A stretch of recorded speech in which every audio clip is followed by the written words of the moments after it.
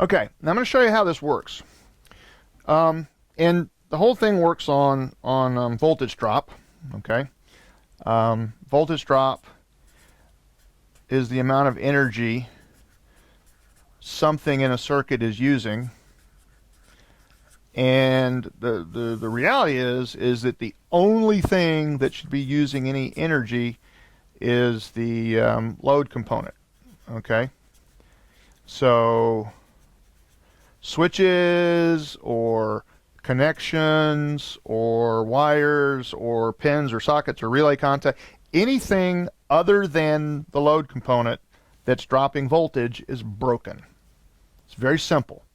Okay, if voltage goes away before it hits the load, or if there's voltage left over coming out of the load, there's a circuit problem. Okay, so let me explain how this tool works, and then and it's not patented, so if you're out there and you want to steal it and you want to build it, then okay, but I taught you how to do it, so there you go. Okay, so the first thing is we got your batteries, right? Okay, got your batteries. And then we have the starter, which I'll, draw like a starter, and then whatever. Now, let me repeat.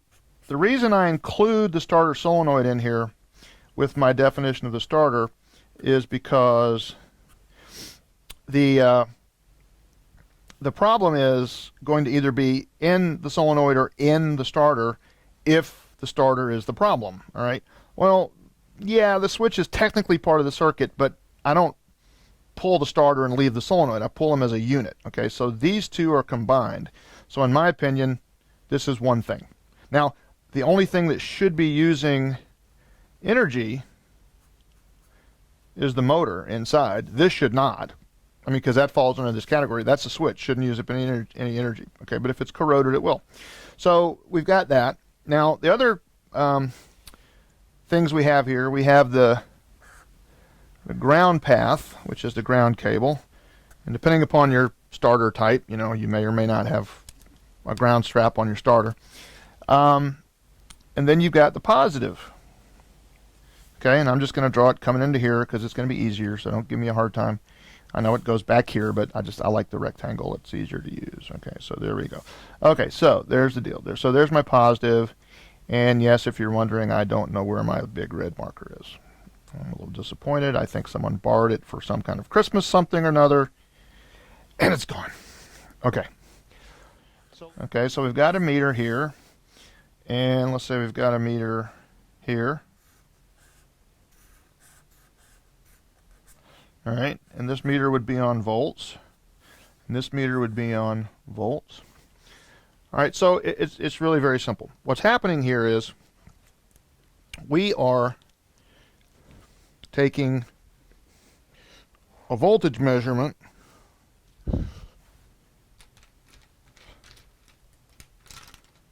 I lost a marker. Okay, here we go. We are making a voltage measurement here and here, and this is going to be the battery under load. Okay? All right? And the reason we're doing this is because this is our power supply, right? Okay. So that's going to be on volts. Volts, volts. Okay. Then this tool is going to take, this meter would be taking a measurement here, and it would be taking a measurement here, but bear with me, okay, just to make the picture pretty. Okay, so it's going to measure there, and this is going to be on volts, okay? All right, now this is very simple. Whatever this battery is producing, 10, 20, 50, 90, 100, 12, 24, I don't care, 2, whatever. Whatever this battery is producing, that number should be here. Because the whole point of wiring is to allow the energy to get from here to here without being lost, okay? And that's why we choose cable sizes. Cable sizes are based upon load, and then fuses are based upon cable size. All right, so a lot of people undersize cables. Very bad problem. People tend to undersize cables. All right, so here's what we're going to do.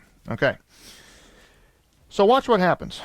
What I really have here is I have 4 voltage references.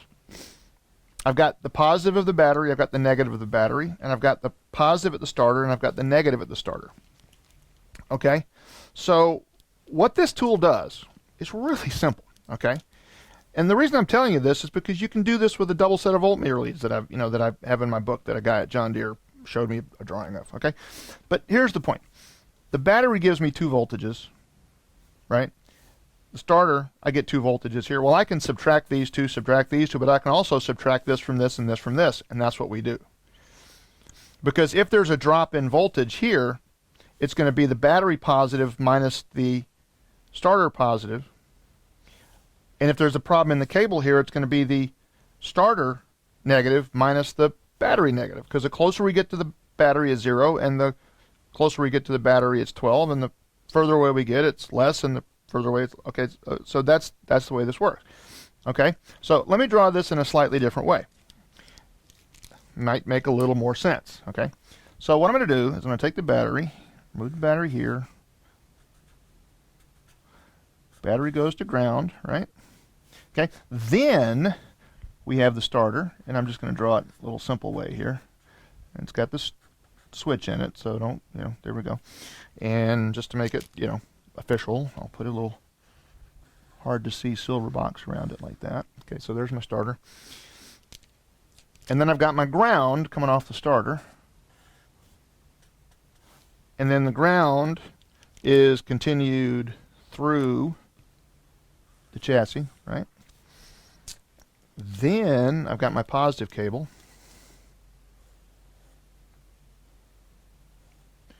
Okay. So look what we do. We take a voltage here, and we take a voltage here. So what we get is battery voltage. Let me find a new color here. So we get battery voltage, which is just battery voltage. And then we get starter drop, which is the drop in voltage.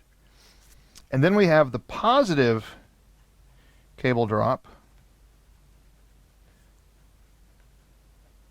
And then we have the negative cable drop. So I can actually pinpoint where the exact problem is, because the battery voltage will be this minus this. So this minus this equals battery voltage. Okay, that should be, I'm going to use even numbers, it should be 12 volts. Well, the same 12 volts should be here if everything's perfect, and the same 0 volts should be here, so the starter drop should be 12 volts. We hope, in a perfect world. It'll never be that way, but you get my point. Well, if this is 12 and this is 12, then 12 minus 12 equals 0 volt drop in the cable. Perfect world. This 0 volts and this 0 volts are the same, so 0 minus 0 equals 0. So ideally,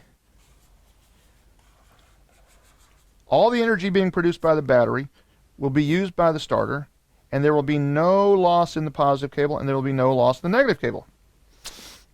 All right. Well, now we're getting somewhere, because watch what happens. What if I see 12 volts here, but I see 10 volts here? But everything's clean in the negative, so I have 0 volts here, and I have 0 volts there. Well, now look what I get. Battery volts, 12 minus 0, 12. Starter drop, 10 minus 0, 10. Should the starter turn normally on 10 volts? Well, maybe. Should it turn normally on 6? No. And any loss is bad.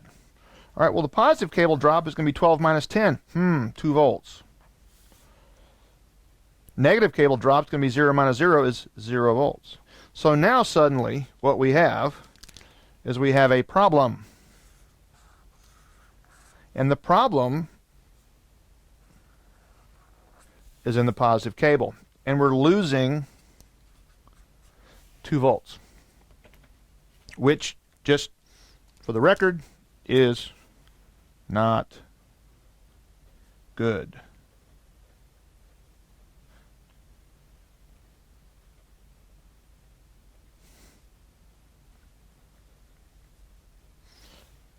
That's not good.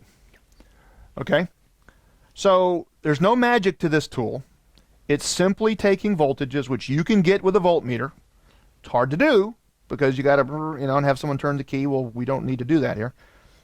And then it's taking the voltage drop across the starter, and it's just subtracting those numbers. Okay? And we're coming up with an actual real-time operational decision based upon a very simple concept. Okay? Now this is a great tool for field service.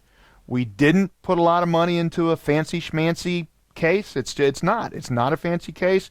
It's not fancy. If you're field service, put a damn Ziploc bag around it. Okay? If you need it to be waterproof, put a Ziploc bag around it, whatever, tape it down. It works fine. Okay? But we're trying to keep it inexpensive, and we want everybody to be able to have it and not, worry about it. It's not $1,200 like some people want you to spend. Okay? It's a lot less money. Okay, so review. Voltage drop. The only thing that should drop any voltage should be the load component. In this case, it's the starter. Okay? Right? Whatever voltage the battery is providing, the starter should be using. 12, 12, 10, 10, 9, 9, 8, 8, 7, 7, 7, 7, 7, 7, 6, 6. Okay. What the tool does is it takes these voltages, subtracts them, and comes up with a specific answer as to where the problem is, which is what you need to know in order to fix the problem. Now, I'm going to guarantee you that most of the time it's going to be here. Most of the time. Okay? These numbers you need to work out in your head. Okay? It probably would not be a bad idea to take this tool out and test a couple of normally functioning trucks. It would be a very good idea. Okay? You may have to disable the start, disable the fuel or prevent it from starting or something, but who knows. Okay? So that's where we are, and that's what it does. And let me show you the hands-on part of it, and I think you're going to be very impressed.